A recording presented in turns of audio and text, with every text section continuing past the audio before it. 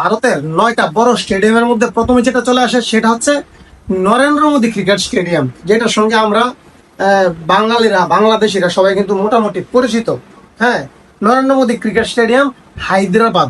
এবং 2 নম্বরে যেটা আছে সেটার সাথে আমরা বাঙালিরা বাংলাদেশিরা আরো বেশি পরিচিত, সেটা হচ্ছে কলকাতার সেই ঐতিহ্যবাহী ইডেন গার্ডেন্স, যেখানে নাম শুনলে আসলে মন চায় হুরুপ করে চলে যায় খেলা দেখার জন্য। ইডেন গার্ডেন্স, ঠিক আছে, 2 নম্বরে রাখলাম আমি সেটা। তারপরে 3 নম্বরে রাজীব গান্ধী আন্তর্জাতিক ক্রিকেট স্টেডিয়াম হায়দ্রাবাদ। এটার সাথে কিন্তু আমরা বাংলাদেশিরা মোটামুটি ভালোই পরিচিত। এটাতে কিন্তু আন্তর্জাতিক ম্যাচ কিন্তু অ্যাভেলেবল হয়, ঠিক আছে। তো 3টা গেল। তারপরে 4 নম্বরে আমি যে স্টেডিয়ামকে রেখেছি সেটা হচ্ছে M A Chidambaram stadium, Chennai.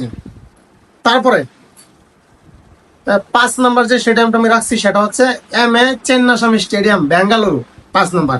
6 নম্বরে অরুণ জেটলি স্টেডিয়াম, দিল্লি। এটা তো অবশ্য আন্তর্জাতিক ম্যাচ মনে আমার তেমন হয় না সম্ভবত। হ্যাঁ, আইপিএল মনে হয় তেমন হচ্ছে না। অরুণ জেটলি স্টেডিয়াম, দিল্লি, 6 নম্বর। এবং 7 নম্বরে আমি যে স্টেডিয়ামকে রাখছি সেটা হচ্ছে ওয়াংখেড়ে স্টেডিয়াম, মুম্বাই। ওয়াংখেড়ে স্টেডিয়াম, মুম্বাই, এটাকে আমি রাখছি 7 নম্বর। এবং 8 নম্বরে একানা ক্রিকেট স্টেডিয়াম, লখনৌ, 8 নম্বর। এবং 9 নম্বরে জিওআই পাটিল স্টেডিয়াম, নবি মুম্বাই। জিওআই পাটিল স্টেডিয়াম, নবি মুম্বাই। এটার সাথেও কিন্তু আমরা বাংলাদেশের তেমন পরিচিত না। এটাতে মনে হয় আন্তর্জাতিক ক্রিকেট ম্যাচ হয় না। তো এই হচ্ছে ভারতের 9টি বৃহত্তম ক্রিকেট স্টেডিয়াম। তো আপনারা অবশ্যই আপনাদের মূল্যবান মতামত কমেন্টস বক্সে জানাবেন।